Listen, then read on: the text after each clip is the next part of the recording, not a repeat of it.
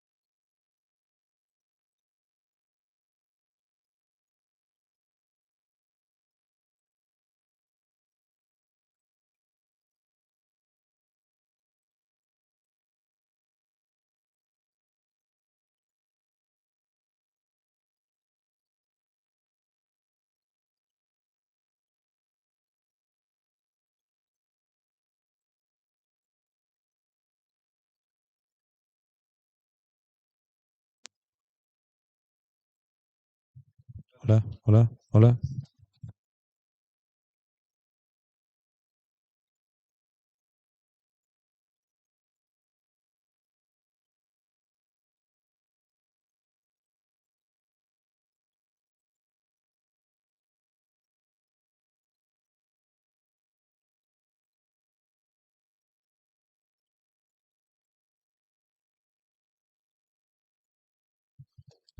Vale, bueno, para las personas que están aquí presenciales y para los que nos ven desde casa, que creo que ya deberíamos estar en directo para el programa de doctorado, pues damos inicio a la mañana del último día del Congreso de Teoría Política. El primero de los ponentes de este turno de mañana es Laura Senís Villacé, que es estudiante de Filosofía en el último curso de la Universidad de Valladolid y estudia Física también en la Universidad Nacional de Educación a Distancia. Es directora de la revista estudiantil Límite de Filosofía, asociada también a la Universidad de Valladolid, y ha realizado comunicaciones de diversa índole en filosofía política, sobre ecología, filosofía, numerosos campos de estudio que pues, supongo que ahora también veremos reflejados en la ponencia. Así que, bueno, dicho esto y a la espera de confirmación de que todo vaya bien, te doy paso.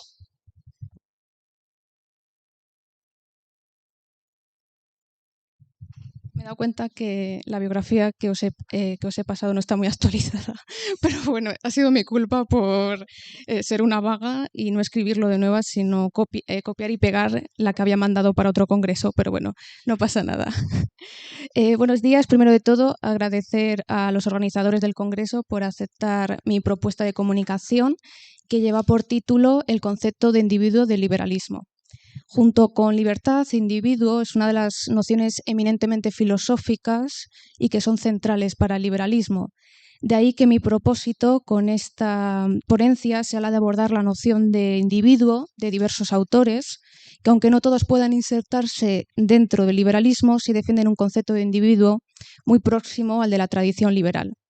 Mi especialidad, como os he dicho en la presentación, es la filosofía, no el derecho, ni la economía, ni las ciencias políticas, como supongo que es la especialidad de la mayoría de personas que estamos aquí reunidas, por lo que el recorrido del concepto de individuo del liberalismo que os propongo será un recorrido eminentemente filosófico, aunque por descontado, para abordar lo que significa el individuo para el liberalismo, tengamos antes que nada que exponer el llamado individualismo político, archiconocido por todos los presentes, supongo, pero haré ciertos aportes personales desde mis coordenadas filosóficas.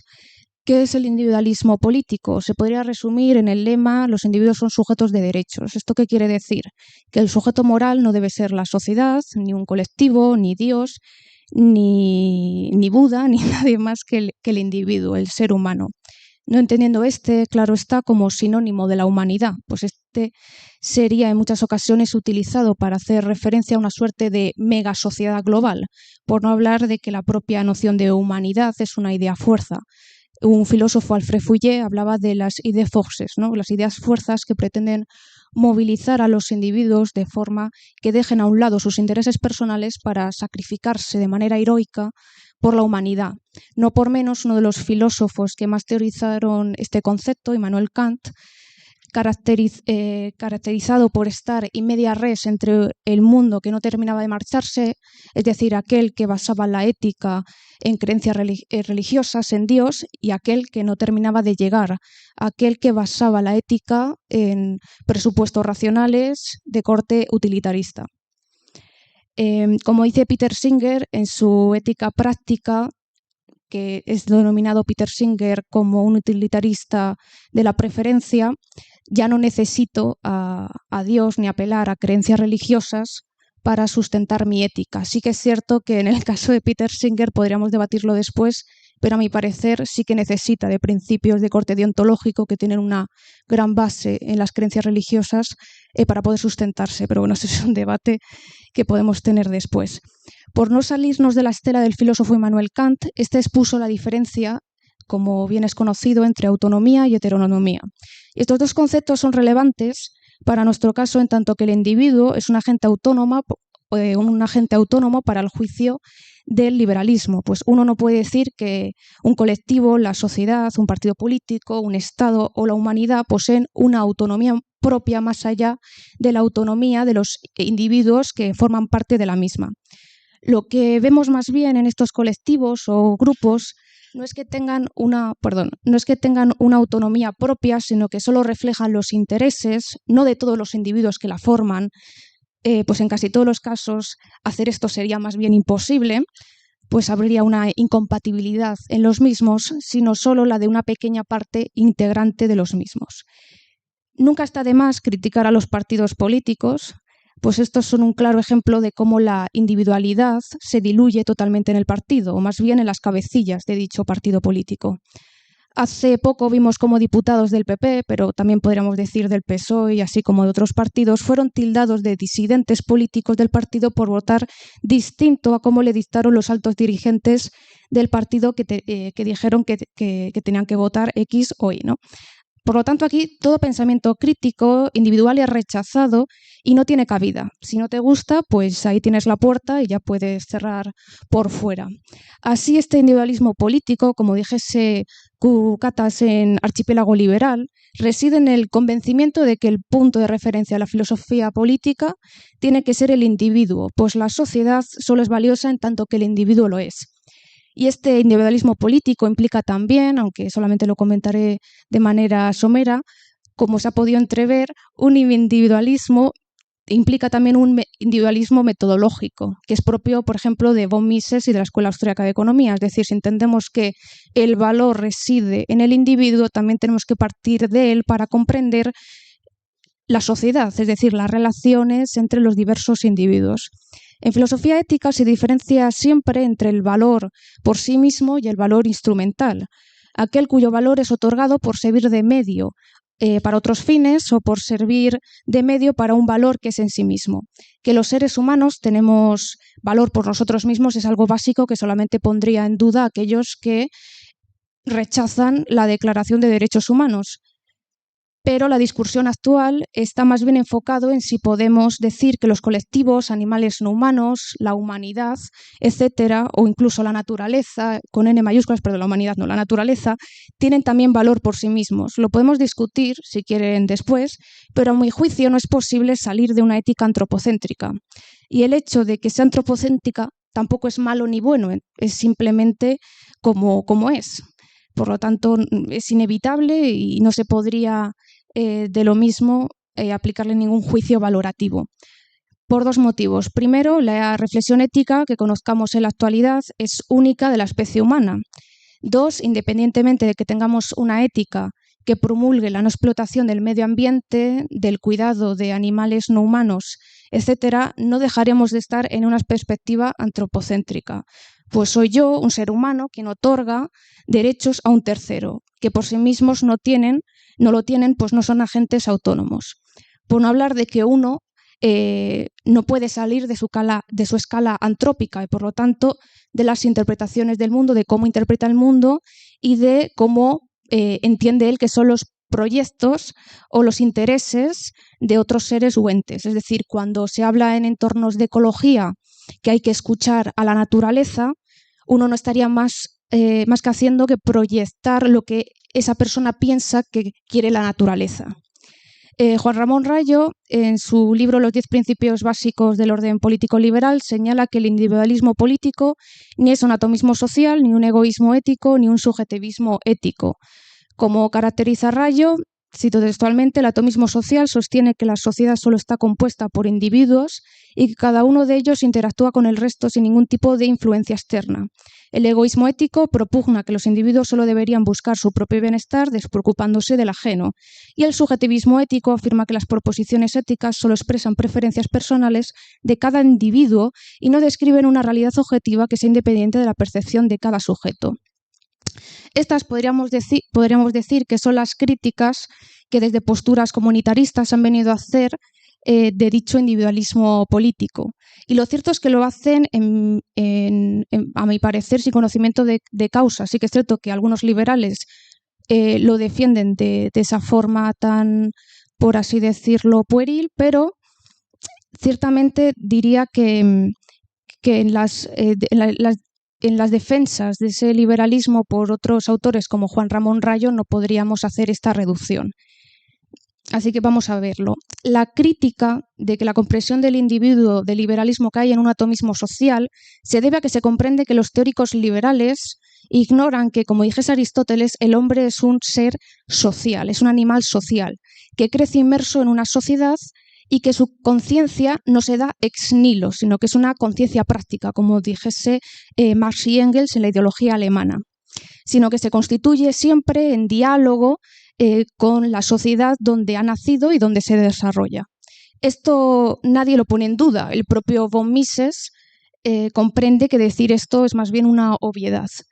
El punto del individualismo político no es ese, a mi parecer, sino comprender que la única forma no incoherente de comprender la ética y la política es poniendo como centro al individuo.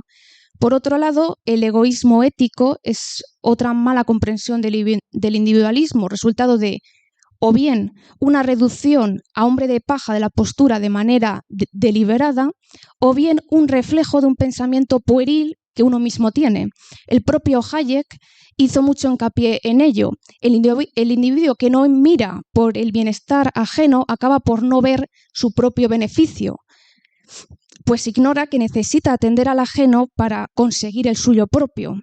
Pues el liberal, a diferencia del que critica el comunitarista, no tiene una concepción atomista de la sociedad y entiendo yo que es un buen concepto de ello, es un buen ejemplo de ello. En cuanto al subjetivismo ético, desde un sentido filosófico, apelar a una suerte de realidad objetiva es de suyo problemático, ya no solo porque la ética se encarga del deber ser y no del ser, aunque por descontado, como dijese Hans Jonas en el principio de responsabilidad, el deber ser siempre se... Es decir, uno cuando habla del deber ser, no puede rechazar lo que efectivamente es, ¿no? Porque entonces estaría haciendo una ética totalmente especulativa que no se basase en lo que realmente sucede, ¿no? Sino también porque cuando se apela a la realidad objetiva, se está hablando más bien de una perspectiva subjetiva, ya que no podemos salir de la misma, ya sea de un individuo o de un grupo, pero que pretende se presenta como objetiva. Esto me recuerda a los famosos medios de comunicación como Neutral, que se presentan como medios de comunicación neutrales, objetivos. Incluso diría que dichas noticias son aún más peligrosas, pues te invitan a que dejes a un lado el sentido crítico al leerlas y confíes plenamente en la veracidad de las mismas, pues son supuestamente neutrales. Son precisamente en esas noticias que se presentan como objetivas donde uno es más vulnerable de ser engañado. Además, podríamos preguntarnos, como el cómic de Alan Moore de Watchmen, que quien vigila a los vigilantes. Es decir, parecería que necesitamos otro medio de comunicación neutral que vigilase si efectivamente las noticias que se dicen en Neutral son efectivamente neutrales. Y es que si algo defiende el liberalismo cuando habla de individuo es que éste debe de conservar su individualización, lo que le diferencia del resto, sobre todo en lo respecto del pensamiento crítico con respecto a la sociedad donde éste se desarrolla. Pero por desgracia lo que encontramos en muchas ocasiones es justo lo contrario. Ayn Rand lo expresaba haciendo uso de la hipérbole, por supuesto, en su breve novela Himno, aunque a veces esta ha sido traducida en España como Vivir. Ella narra cómo en una supuesta sociedad comunista los individuos antes de dormir tienen que rezar lo siguiente, y cito textualmente: nosotros no somos nada, la humanidad lo es todo. Nos es dado vivir gracias a nuestros hermanos. Existimos por ellos, al lado de ellos y para ellos, que son el Estado. Amén. Como se puede observar, que Ayn Rand lo presente como una suerte de rezo no es para nada baladí. Para ella, como para muchos liberales, el comunismo o sistemas económicos comunitaristas funcionan de manera muy parecida a las religiones. Por no hablar de que el Estado ha resultado a nivel histórico el sustituto de Dios y del rey absoluto de los antiguos regímenes. Sí que es cierto que esto lo podemos luego debatir, en tanto que Ayn Rand yo entiendo que hace una exageración de esa supuesta sociedad comunista, ya que en las economías comunistas que han existido realmente no encontrábamos tanto eso, y el propio Marx sí que es cierto que defiende que cada uno en una supuesta realidad comunista, digamos que cada uno pues iba a poder desarrollarse también siguiendo su propia individualidad. Pero esto lo podemos discutir después.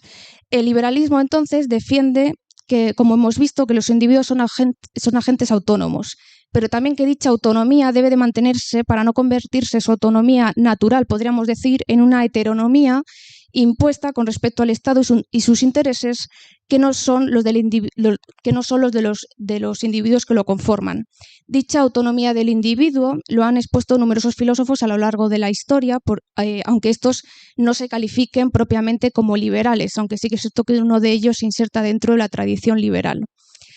Como tengo poco tiempo, mencionaré tan solo a tres y de manera muy breve. John Stuart Mill, Nietzsche y Ortega Gasset. Los tres autores destacan varios puntos, a mi parecer esenciales y desgraciadamente con tremenda actualidad.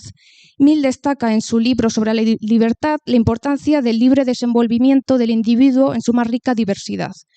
En esa pugna entre la libertad del individuo y la autoridad del Estado, históricamente ha tenido un claro ganador, es a saber, el Estado. Mill dice que en la obra antes citada, hay un límite a la intervención legítima de la opinión colectiva y la independencia individual. Encontrarlo y defenderlo contra toda invasión es tan indispensable a una buena condición de los asuntos humanos como la protección contra el despotismo político.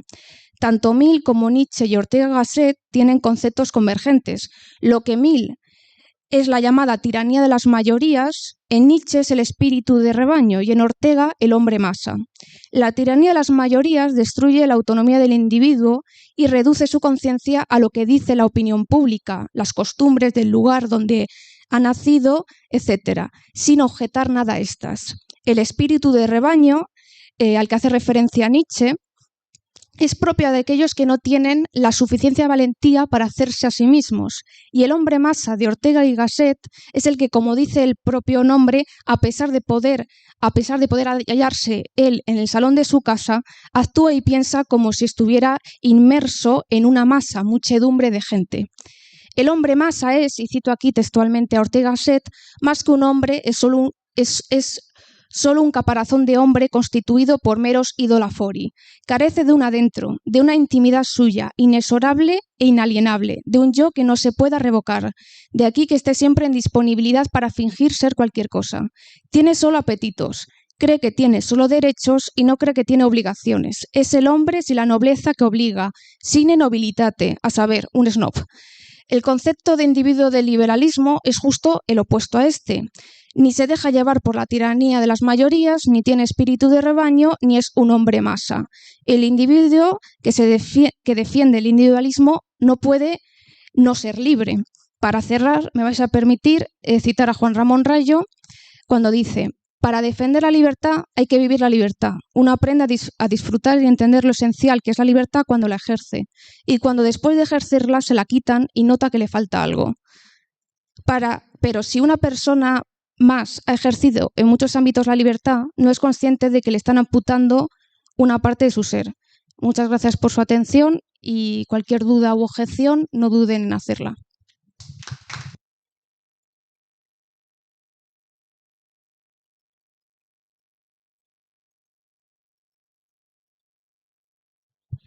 Bueno, muchas gracias por tu intervención y nada, ahora pasamos un poco a la ronda de preguntas. No sé si hay alguien en el público o a través del directo ahora mismo, que voy a comprobar en el móvil, quiere realizar alguna pregunta, alguna matización, algún aporte.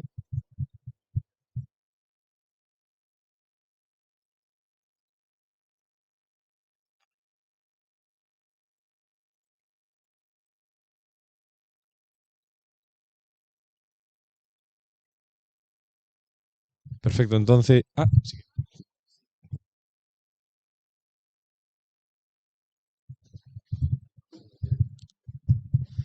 Te quería hacer una pregunta que no sé si será del todo pertinente, ¿no? Pero me gustaría si pudieses o si supieses, no lo sé, si pudieses diferenciar eh, alguna diferencia esclarecedora, perdón, o significativa entre el liberalismo y el libertarismo, si es que existiese, claro.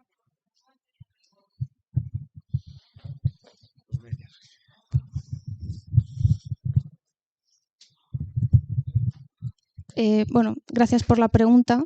Sí que me parece pertinente, sobre todo por cómo he hecho mi exposición. Sí que es cierto que cuando he hablado de liberalismo, sobre todo me he referido al liberalismo político, no tanto al económico. En el económico no me he metido. Entonces, posiblemente mi propia concepción de liberalismo político esté muy relacionada con libertarismo.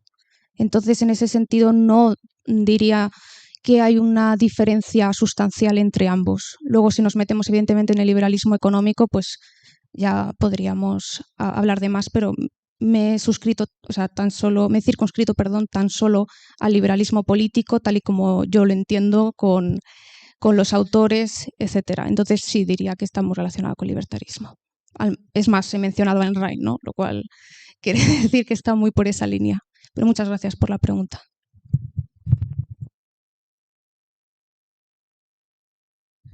Pues, bueno, muchas gracias, como dije antes, por tu ponencia. Vamos a pasar al segundo ponente de hoy. Voy a buscar bien. En este caso es Ander Rivera Guerrero. Y bueno, voy a hacer una pequeña descripcióncita porque la tengo aquí apuntada para no olvidarme de los detallitos porque ha hecho bastantes cosas. Bueno, es doctorando por la Universidad Complutense de Madrid y lleva varios años colaborando en numerosas revistas de carácter académico. De hecho, hace poco has publicado en Ninguruas, ¿no? Un artículo dedicado a la derecha radical, la teoría política y sus formas de expresión. Y bueno, pues, se ha incorporado a las últimas publicaciones con respecto a este asunto y ahora mismo forma parte de un grupo de investigación aquí dentro de la facultad, de nuevo en el Departamento de Teoría Política. Dicho esto, te doy pie. Pues muchísimas gracias por la presentación ampliada. Yo no sabía que había puesto tantas cosas en, en la presentación. Esto, quería decir, a ver si hay algo para no sujetar el micrófono. Si es algún problema, dejamos. Sí, Joel, si es mucho texto. No. Ah, sí. Bueno, hombre, da igual, no te preocupes, no te preocupes. Bueno, pues buenos días a todos. Mi nombre es Ander Rivera Guerrero y soy doctorando, escuchaba, en ciencia política en esta misma casa, ¿no? Y la intención, bueno, pues que tengo con esta ponencia no sería tanto una presentación o una transmisión del conocimiento en una o en alguna de mis investigaciones, sino sería más bien el planteamiento de ciertas objeciones, ¿no?, a un sistema de clasificación de los movimientos políticos que quiero plantear, ¿no? La intención de este planteamiento de las objeciones sería buscar una retroalimentación, pues con los asistentes, los oyentes, con el público en general, para ver si me pudieseis vislumbrar o me pudieseis, eso, pues dar un poco de retroalimentación, ¿no? Para ver cómo puedo desenredar quizás eh, alguna problemática que en esos momentos tiene mi tesis doctoral, ¿no?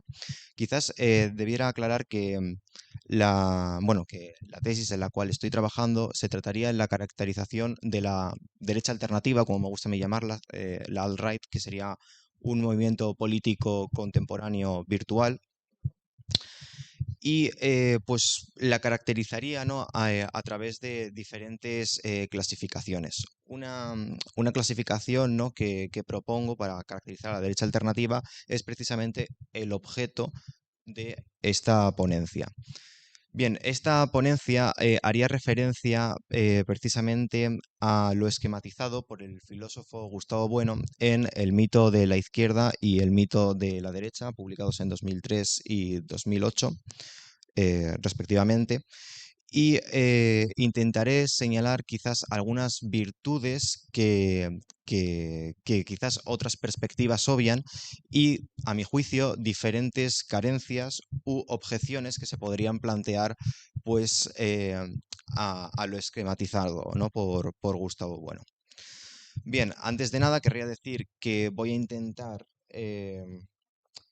que la ponencia tenga un carácter mucho más divulgativo. No me gustaría que fuese muy denso, porque ciertamente este filósofo, pues a mi juicio, es bastante denso, ¿no? Utiliza quizás ciertas palabras o cierta nomenclatura que puede ser quizás algo confusa, ¿no? Entonces, como digo, intentaré explicar de una forma muy somera, pues quizás alguna conceptualización, y algunas pues intentaré, pues como digo, obviarlas, ¿no?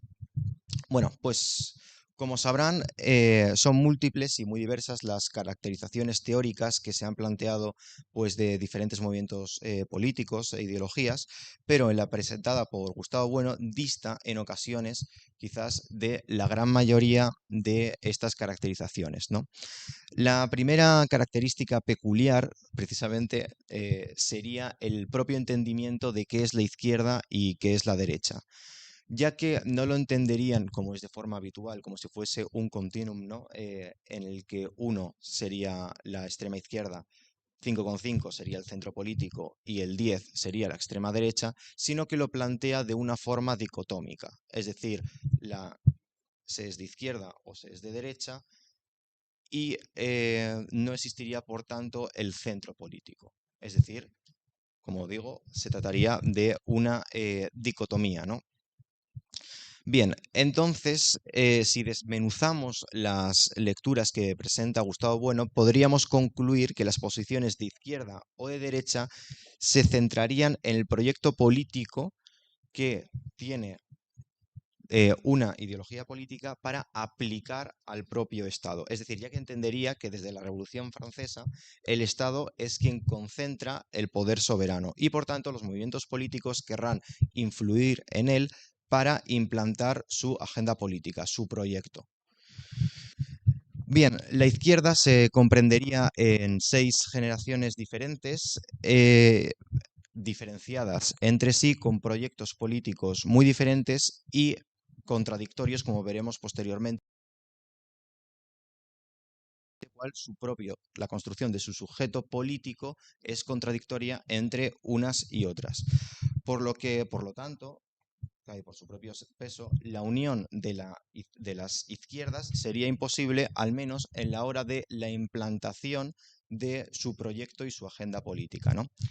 Las características comunes de las izquierdas son, por un lado, su carácter racio-universalista y, por otro lado, su proyecto de holización atómica. Yo sé que estas son palabras, como he dicho, un poco raras, pero vamos a intentar explicarlas muy someramente, muy brevemente, para que se entienda la caracterización que presenta Gustavo Bueno, ¿no? Bien, pues por un lado tendríamos este carácter racio-universalista, que no querría decir otra cosa que cualquier individuo que se encuentre dentro de unas fronteras estatales y, por tanto, bajo el amparo del Estado, está sujeto a un mismo orden, a un mismo derecho y a un mismo deber. Además, esto precisamente sería antiesencialista, es decir, que este modelo aplicado en este espacio, en este espacio y en este tiempo, podría ser aplicado y exportado a cualquier otro tipo de temporalidad y espacialidad. ¿Por qué? Porque estaría operando bajo el supuesto de que existe la racionalidad humana, ¿no? Bueno, con esos tintes universales. La segunda característica de la izquierda sería su proyecto de holización atómica. Esto no sería o no se referiría a otra cosa que la supresión de los estamentos, de las clases sociales, de las castas, de un cuerpo político, o mejor dicho, la supresión de estas castas en favor de la unidad de un cuerpo político, ¿no? Es decir, la disolución de las diferentes clases sociales en favor y para crear un único cuerpo homogeneizado. Esto se va a entender quizás algo mejor cuando empiece a enumerar las diferentes generaciones de izquierda, pero como digo, lo haré de forma muy concisa ya que no es exactamente el objeto de la ponencia, ¿no? La primera de las 6 generaciones de izquierda sería la izquierda jacobina, que como sabemos nace en Francia, y que su proyecto de holización, su quehacer, no sería otra cosa que centralizar y eliminar las estructuras del antiguo régimen. La segunda generación de izquierdas sería el liberalismo, nacido en España, y tendría como objetivo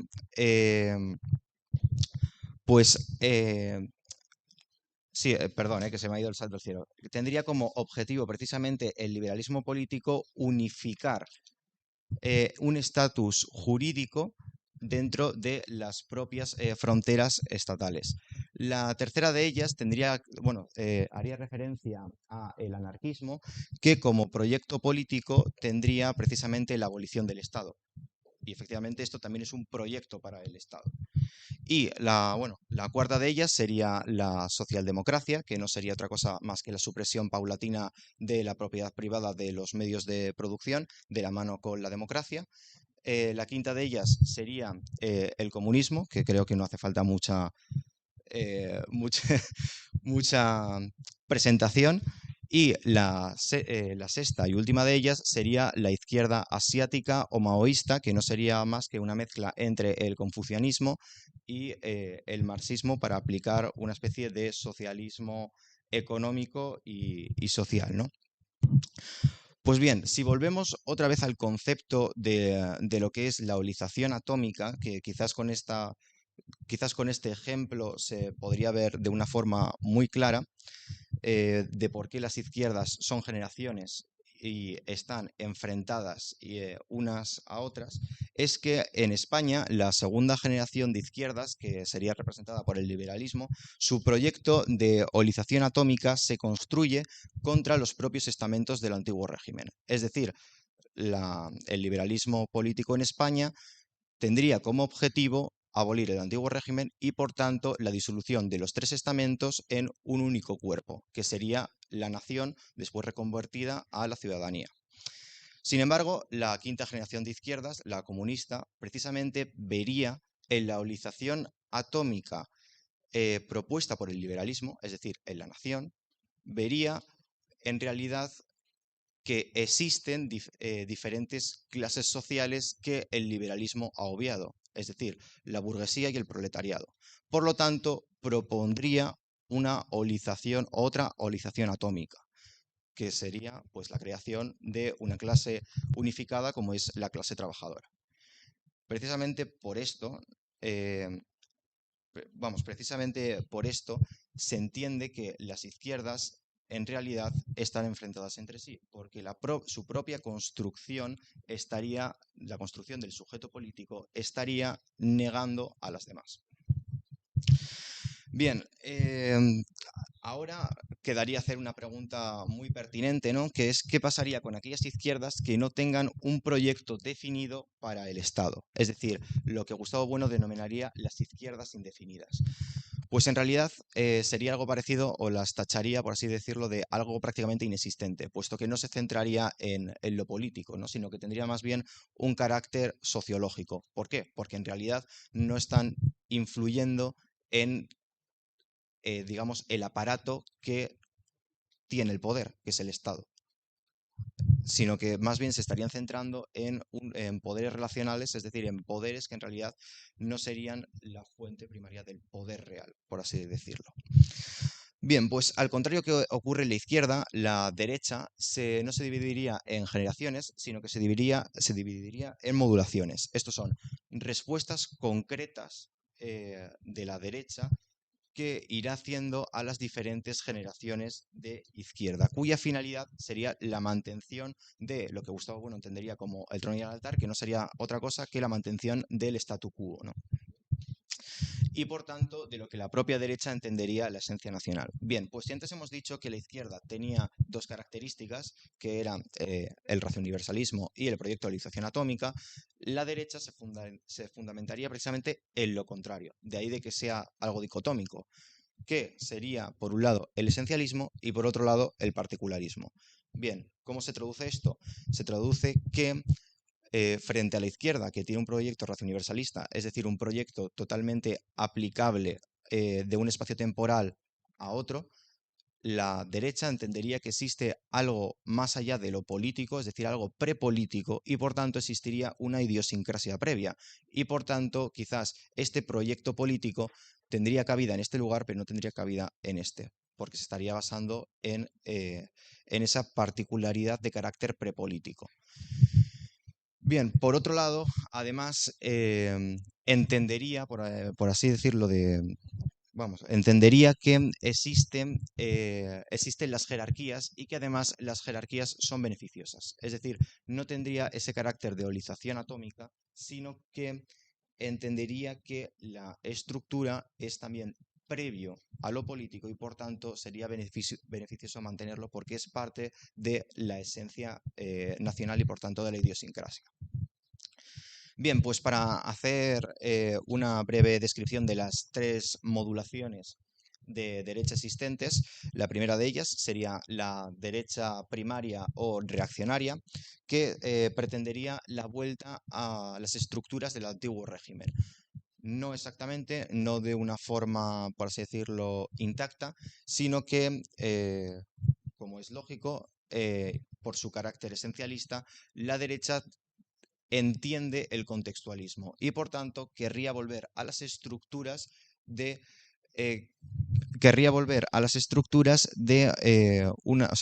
adaptándolas pues precisamente a la idiosincrasia y al ethos nacional contemporáneo.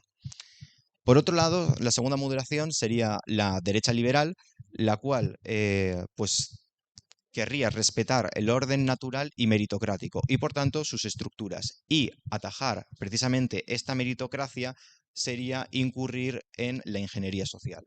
Y por último estaría la última modulación, que es la derecha socialista, que entendería a la sociedad como un órgano, no como una organización atómica, sino como un órgano. ¿Por qué? Porque entendería a la propia, a los los propios átomos de la sociedad los entendería de una forma jerárquica, estructurada y desigual.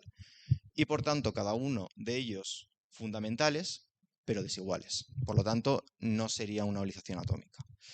Bien, pues al contrario que ocurre en la izquierda, la derecha, pese a tener proyectos políticos en realidad muy dispares, quizás más dispares que las propias generaciones de izquierda, tendrían un, por decirlo así, mantendrían un sujeto político común, que sería mantener la esencia nacional. Es decir, todas las derechas, mientras que las izquierdas no podrían, por decirlo de una forma, unirse, puesto que sus proyectos políticos serían no solo dispares, sino que los sujetos políticos no coincidirían, la derecha se podría aunar en una porque partirían de un mismo punto de partida, ¿no? Que sería entender la esencia nacional. El sujeto político es compartido. Bien, pues tal y como ocurre en la izquierda, también existen diferentes posiciones de derecha que se podrían, o que Gustavo Bueno las caracterizaría como indefinidas y por tanto inexistentes, de carácter sociológico, porque en realidad pues se entiende que el propio proyecto de estas derechas tendrían un proyecto prepolítico. ¿Por qué? Porque no estarían fundamentadas en las propias fronteras del Estado. Bien, pues alguno de ellos, ya que este congreso está patrocinado por SFL, podría ser algunos de ellos el indigenismo, el libertarianismo o el libertarismo y el fascismo. Después, si queréis, en el turno de preguntas puedo explicar por qué estos estarían dentro de las izquierdas, o sea, perdón, de las derechas indefinidas, ¿no? Pues bien, tras explicar de una forma muy somera el modelo que propone Gustavo Bueno, como ya he ido dejando patente en la descripción, existe una carencia importante, o por lo menos a mi juicio, para la clasificación de los movimientos contemporáneos. Y es que, ¿qué ocurre cuando la indefinición de proyectos políticos en cuanto al Estado es la norma y no la excepción? Como sabrán, desde hace, bueno, pues de hace prácticamente medio siglo han ido delegando el poder o el poder soberano se ha ido delegando en diferentes organizaciones internacionales, aunque el propio Estado sí que mantenga la soberanía política y jurídica, lo cierto es que debido al mundo conectado y dependiente cada vez se ejerce menos, ¿no? Producto de la neoliberalización y la globalización, digámoslo así, que las empresas transnacionales pues, han ido pues, ganando peso, etcétera, ¿no? Y debido a los procesos económicos y sociales contemporáneos, no han tardado en aparecer también movimientos políticos de carácter transnacional.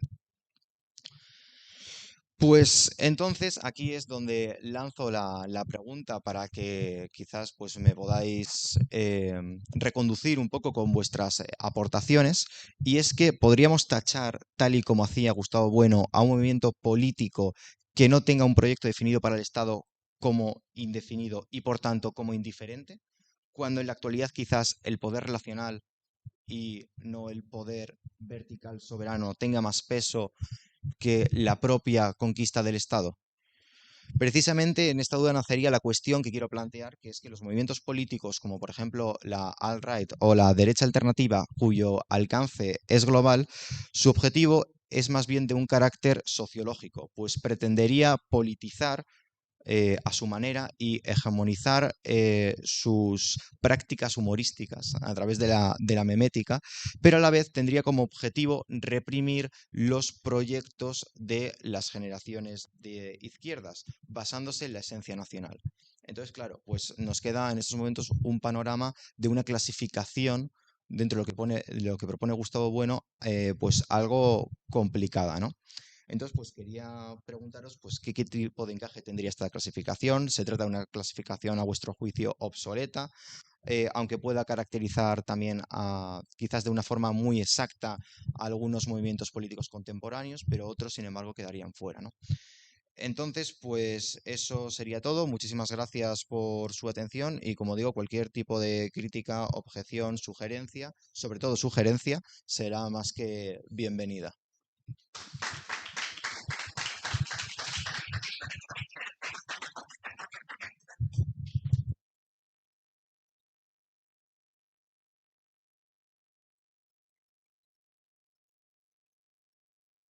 Muchas gracias, Ander, por la ponencia. Antes de empezar con su ronda de preguntas, teníamos una pregunta para nuestra anterior ponente, que es de Raúl. Dentro de tu definición, la definición que has aproximado, el egoísmo racional de Ayn Rand. Muchas gracias. Bueno, espera, para no dar la espalda a los participantes que estáis aquí. Bueno, yo diría que en parte la... Ah, vale, de acuerdo. Ya me pongo en el atril, aunque no me guste. A ver. Vale, aquí perfecto. Bueno, yo diría que ya lo he dicho, en verdad, en mi comunicación, pero bueno, si ha habido esa pregunta será porque quizás no lo he especificado del todo. El egoísmo racional de Ayn Rand, ¿qué tipo de cabida tiene en el liberalismo político que he caracterizado? Pues yo diría que precisamente cuando mencionaba el libro de Juan Ramón Rayo y decía que el liberalismo político no puede entenderse como ni un atomismo social ni tampoco como un egoísmo ni ético, ni subjetivismo ético, pues precisamente estaba queriendo decir que el egoísmo que se comprende en el liberalismo no da la espalda al bienestar ajeno.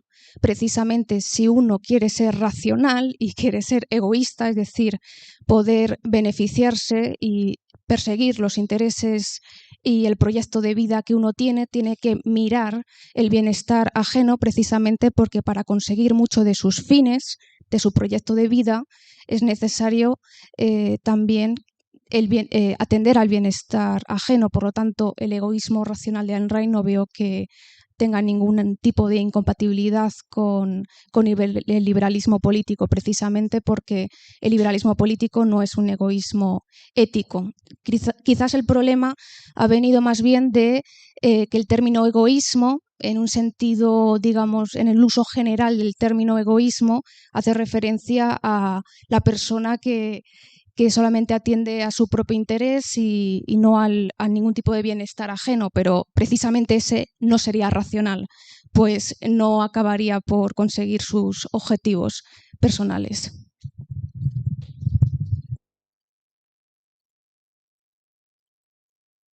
Porque anda con un pequeño delay, entonces no sé si va a responder desde el chat. Igualmente, Ander, mientras esto, han llegado una serie de preguntas para tu ponencia. Y una de ellas, también de Raúl Muñoz, es que si podrías poner ejemplos de derecha socialista. Bueno, te comunico también la segunda, que es que en Latinoamérica son en término centroizquierda, para referirse creo que se refiere a lo que has comentado antes del liberalismo. Pues muchísimas gracias por la pregunta. De hecho, la crítica, bueno, o puntualización o objeción que estás planteando es, vamos, más que muy pertinente, muy plausible, puesto que en realidad a la clasificación que hace Gustavo Bueno se le ha, bueno, pues se le ha criticado por precisamente tener una espacio-temporalidad, ¿no? Esta clasificación. Entonces, pues quizás no es totalmente aplicable estas caracterizaciones a, como digo, todo el globo. Y en cuanto a la pregunta de si pudiese poner algún ejemplo de derecha socialista, supongo que quizás las referencias más fáciles podrían ser pues a nivel pues de España, ¿no? Para que podamos entendernos, pues algunas de ellas tendría que ver, por ejemplo, con el gobierno sí, de Miguel Primo de Rivera e incluso con la dictadura de Francisco Franco. Es decir, un entendimiento de la sociedad como si fuese un órgano, pero en las cuales, vale, pero en las cuales se entendería, como digo, como un órgano, pero se respetarían las estructuras, como digo, jerárquicas, ¿no? Y en realidad sería una derecha que no abrazaría el liberalismo político, ni mucho menos el liberalismo económico. Se trataría de una derecha la cual haría proselitismo de la tradición y precisamente entendería que la tradición y la cohesión social es muy importante. De hecho, Karl Marx llamaba a este tipo de derecha la derecha clerical. Y bueno, no sé si he respondido a la pregunta o hay otras preguntas o... Ah, vale, sí, lo que comentaba antes, sí.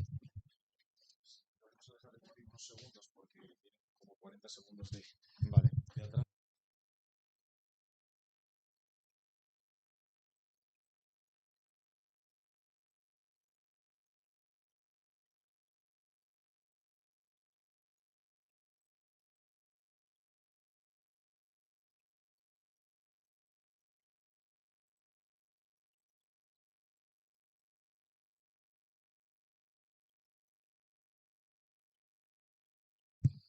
Así que, bueno, tras esta ronda de preguntas.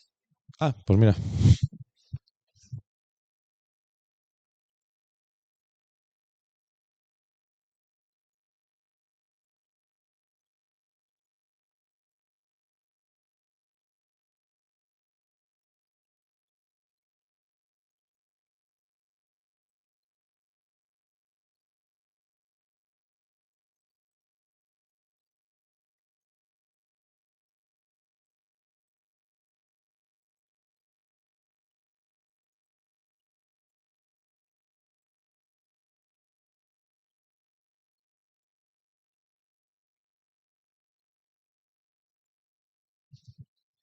Difícil que se escuche.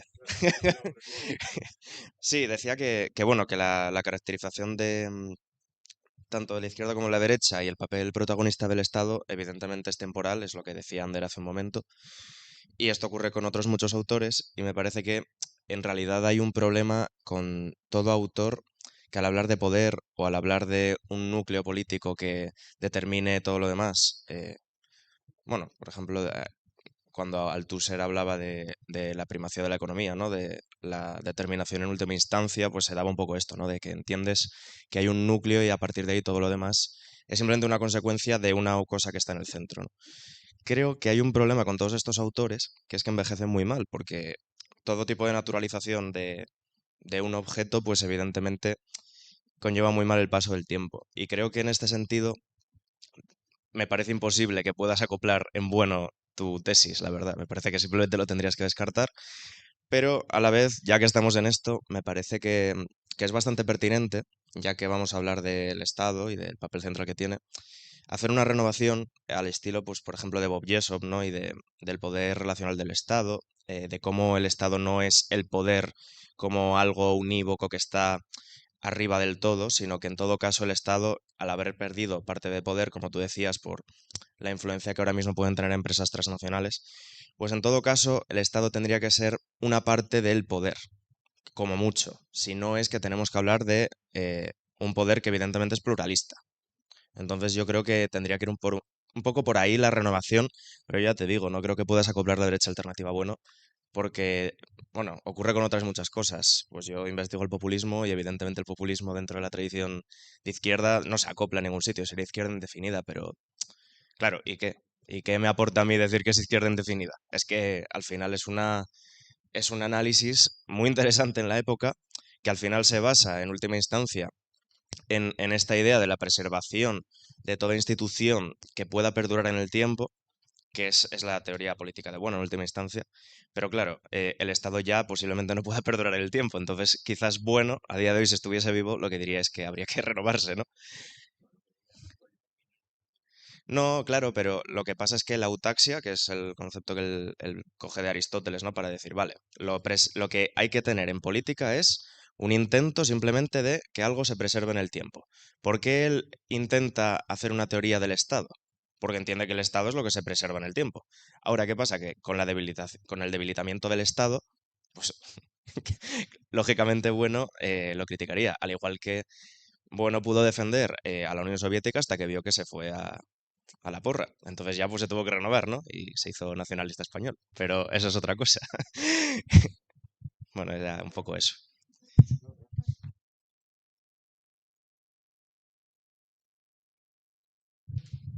Hola, ¿se me escucha? Bueno, yo estaría también de acuerdo con el compañero que acaba de hablar, perdón, Raúl. ¿No? ¿Cómo? Daniel, casi. Perdona, soy malísima para los nombres. De que la clasificación que hace Gustavo Bueno es obsoleta y que cuando uno habla de izquierda o de derecha indefinida, le podría uno responder, bueno, ¿y qué? Sobre todo porque, claro, ¿por qué es indefinida? Puesto que no se define con respecto al Estado, que es, digamos, lo central en la clasificación de Gustavo Bueno. Por eso cuando hablabas de derecha indefinida y te referías al libertarismo, yo veía claro el problema de que una posición política que ya está en contra del Estado y de la abolición del mismo, acaso es inevitable que pueda ser tildada de indefinida. Y luego también te quería preguntar por qué elementos quiere recuperar la derecha reaccionaria a día de hoy, si tú te consideras dentro de la derecha reaccionaria. Simplemente lo pregunto porque si es tan reaccionario que quiere recuperar elementos anteriores a la constitución del Estado, acabaría la derecha reaccionaria, que está supuestamente definida en cuanto al Estado, por ser indefinida. Por eso más bien iba por ahí mi crítica. Pero si tú no eres de la derecha reaccionaria, no iría tanto para ti cuanto de los que se afirman actualmente dentro de la derecha reaccionaria.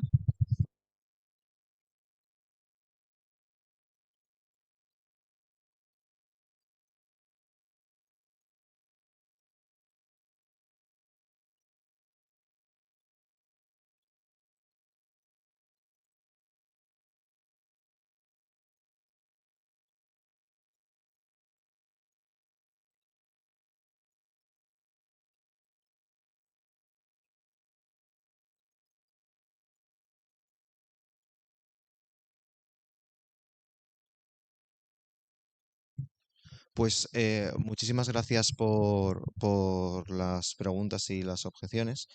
Desgraciadamente me quedo con lo que ya pensaba, que está obsoleto y que no se puede salvar nada para, eh, pues para hacer la clasificación de la alt-right, ¿no? Con el sistema que ofrece Gustavo Bueno. Pero bueno, ya respondiendo quizás pues, a tu pregunta, en realidad la vuelta al antiguo régimen, eh, respondiendo a la pregunta sobre la derecha primaria o la derecha reaccionaria. La vuelta a las estructuras del antiguo régimen sí que sería estaría comprendido como una derecha definida, puesto que el marco, el sujeto, estaría enmarcado también dentro del Estado. Es decir, en el antiguo régimen, pese a que el cuerpo político estuviese dividido en diferentes estamentos, sí que existía una figura del Estado. Y en ningún caso, o mejor dicho, el propio proyecto de la derecha reaccionaria pasaría y estaría y se circunscribiría a dentro de unas fronteras estatales. Respecto a si en realidad existe a día de hoy algún tipo de movimiento político que se pueda entender como derecha reaccionaria o derecha primaria, es confuso. O sea, es muy confuso porque quizás dentro de las izquierdas sí que están mejor delimitadas, pero dentro de los movimientos políticos contemporáneos de derecha, en realidad, por decir una forma pues muy coloquial, tocan muchos palos. Es la clasificación de la derecha, de un movimiento político concreto de la derecha en alguna de las tres modulaciones de forma exclusiva es verdaderamente complicado. Porque, por ejemplo, el nacionalcatolicismo o la alt-right en realidad estarían realmente tocando varias aristas de varias modulaciones. Entonces, en ese sentido, otra crítica, ¿no?, que se podría hacer pues a lo que propone Gustavo Bueno es que quizás incluso los movimientos políticos contemporáneos no son fácilmente reducibles en una categoría concreta.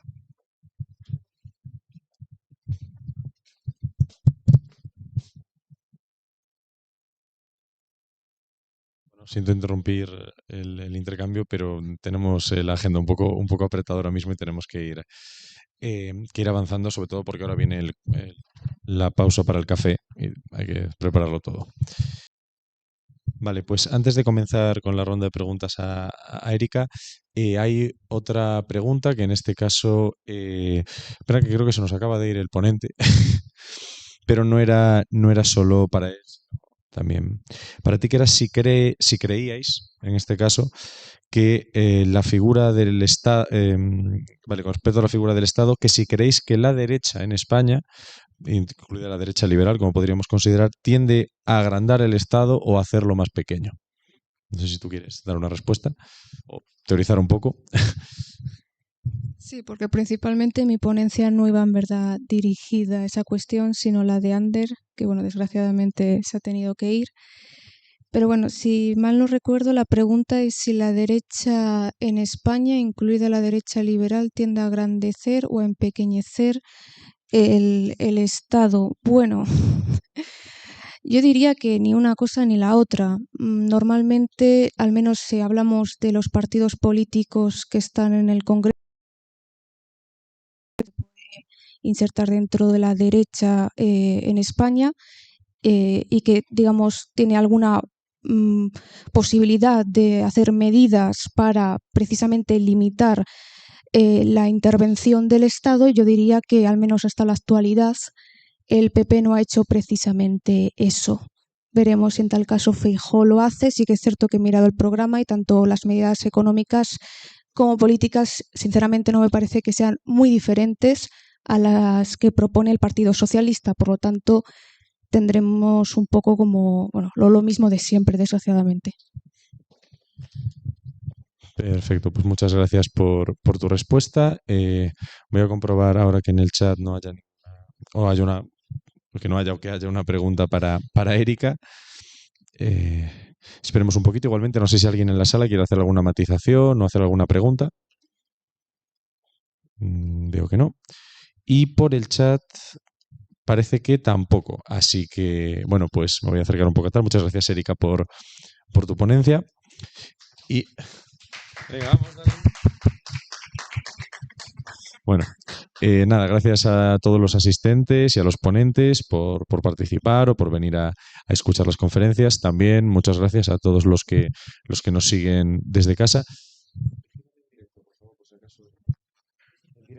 Por si hay comentarios. Bueno, a veces, como llega a veces tarde. Bueno, igualmente, muchas gracias a los asistentes que están, en este caso, un buen número, ya somos 18 personas viéndonos desde casa, así que muchas gracias a todos por haber asistido y damos por finalizado, en este caso, el turno de la mañana, pasando ahora a un pequeño descanso para el café, que lo pondremos ahora dentro de la sala y, bueno, pues estamos por finalizado el turno. Muchas gracias.